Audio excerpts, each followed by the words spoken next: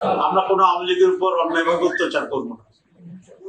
BNP জামাত আমরা একসাথে ছিলাম, সেটা কোনো প্রশ্ন আসে না, আমরা একসাথে দিচ্ছি। আমি জানি আজকে আপনারা যারা আসছেন সকলেই জামাত ইসলাম করেন না। যে আমি যদি নির্বাচিত হই তাহলে আমাকে শতভাগ সৎ পাবেন, একটা গমের এই অবস্থা আমি ইনশাল্লাহ করব। চট্টগ্রামে আমি এমপি ছিলাম, কিন্তু কারো উপরে জুলুম করেছি এরকম কি কোনো সাক্ষী দিতে পারবেন? আমি কোনো লুটপাট করেছি তাইও কোনো পার্সেন্টেজ গেছি কন্ট্রাক্টরদের কাছ থেকে, পরে শুনি 5% 10% করে টাকা নেওয়া হয়। তো এরকম কোন নজির আমার আছে? আমাকে শ্রেষ্ঠ দুর্নীতিবাজের তালিকায় অন্তর্ভুক্ত করে আমাকে অ্যারেস্ট করা হয়েছে। 18 মাস আমার বিরুদ্ধে অনেক তদন্ত করেছে। প্রথম তদন্ত কর্মকর্তা বলছে যে ওনার কোনো দুর্নীতি প্রমাণ পাওয়া যায় না। এটাকে সরকার গ্রহণ না করে আরেকটা তদন্ত কমিটি করেছে। সেকেন্ড তদন্ত কমিটি বলছে যে ওনার বিরুদ্ধে কোনো দুর্নীতি পাওয়া যায়নি। তারপরে তৃতীয় তদন্ত কমিটি করছে, তৃতীয় তদন্ত কমিটি বলছে যে না, ওনার বিরুদ্ধে কোনো দুর্নীতি পাওয়া যায়নি। আমাদের চেয়ারম্যান সাহেবদেরকে অনেক ইন্টারভিউ করেছে। তারপরে তারা বলেছে যে আমার কোনো দুর্নীতি নাই, এবং টেলিভিশনে সেটা ঘোষণা দিয়েছে এবং বলেছে যে আমাদের তথ্যগত ভুলের কারণে আমরা ওনাকে অ্যারেস্ট করেছি। এটাকে ইংরেজিতে বলেছিল তারা মিস্টেক অফ ফ্যাক্টস। তো আলহামদুলিল্লাহ আমার দুর্নীতি পাওয়া যায়নি। এই রেকর্ড যখন জেলে আসছে, আমি তখন জেলে ছিলাম, সেখানে মদুদ সাহেব ছিলেন, আমাদের তৎকালীন জামাত মাওলানা মতিউর রহমান নিজামী সাহেব ছিলেন, অনেক সিনিয়র লিডার ছিল। মাগরিব নামাজ পড়ছি, এ সময় আমার চিঠিটা আসছে দুর্নীতি পাওয়া যায়নি। তখন মদুদ সাহেব বলছিলেন যে পাকিস্তান বাংলাদেশের ইতিহাসে আপনি একমাত্র লোক যাকে সরকারি ভাবে দুর্নীতি মুক্ত সার্টিফিকেট দিয়েছে। এটা আমি মনে করি শুধু আমার গৌরব নয়, আপনারা চট্টগ্রামবাসী হিসাবে এই গৌরবের আপনারা অংশ নিতে পারেন ইনশাআল্লাহ। যাই হোক, আমি আজকে আপনারা সকলে আসছেন, আমি বলেছি পুরো চট্টগ্রাম আসছেন, আপনারা কমিটমেন্ট দিয়েছেন যে আপনারা আপনাদের মতো করে প্রত্যেক জায়গায় কাজ করবেন। চেয়ারম্যান সাহেবেরা সে একই কথাই বলেছেন, যদি আমরা সকলেই কাজ করি তাহলে আমি আশা করি ইনশাআল্লাহ আল্লাহর ইচ্ছায়, আল্লাহর সাহায্যে বিপুল ভোটে সেদিন দাঁড়িপাল্লার বিজয় হবে। আমি কয়েকটি কথা বলতে চাই যে আমি যদি নির্বাচিত হই তাহলে আমাকে শতভাগ সৎ পাবেন, একটা গমের এই অবস্থা আমি ইনশাআল্লাহ করব। ঠিক আছে। 2, আমি সকলের প্রতি ইনসাফ করব। 3, আমি নিজস্ব কোনো জিদের বশী করতে কারো উপর কোনো ধরনের প্রতিশোধ নেব না, কারণ এটা প্রমাণিত। আওয়ামী লীগ সময়ে আমাদের উপরে যে অত্যাচার হয়েছে, আপনাদের উপরে হয়েছে, আমাদের মানে আপনাদের উপরে বহু লোককে হত্যা করা হয়েছে।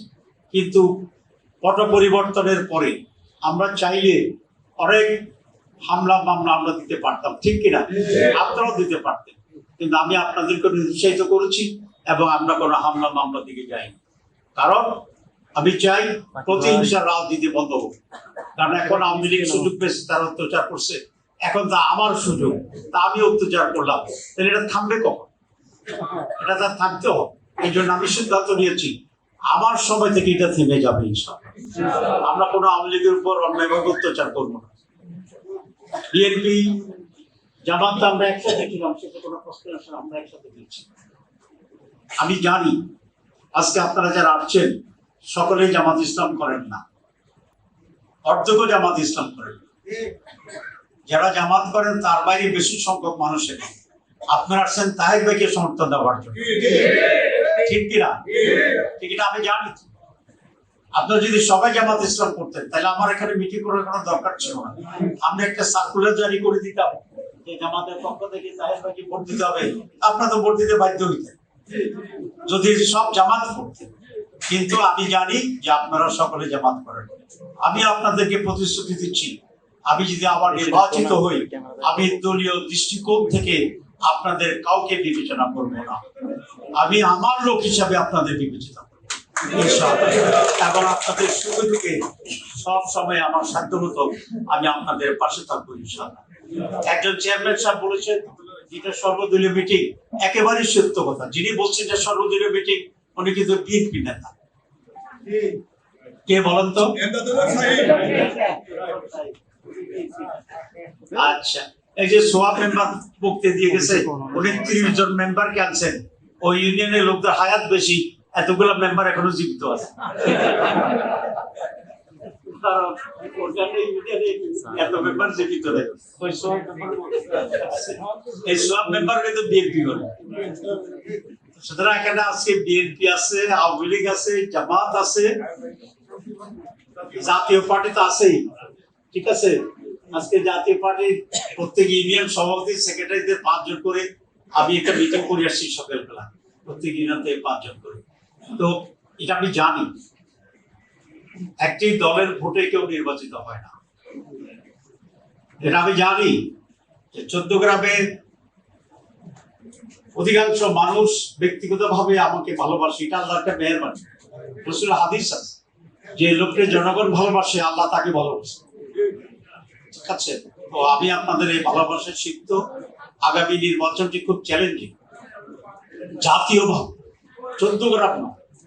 আপনারা দেখেন 54 বছর স্বাধীনতার পরে আমরা ভারতীয় দাসত্ব থেকে 5 আগস্টের বিপ্লবের মাধ্যমে মুক্তি পেয়েছি।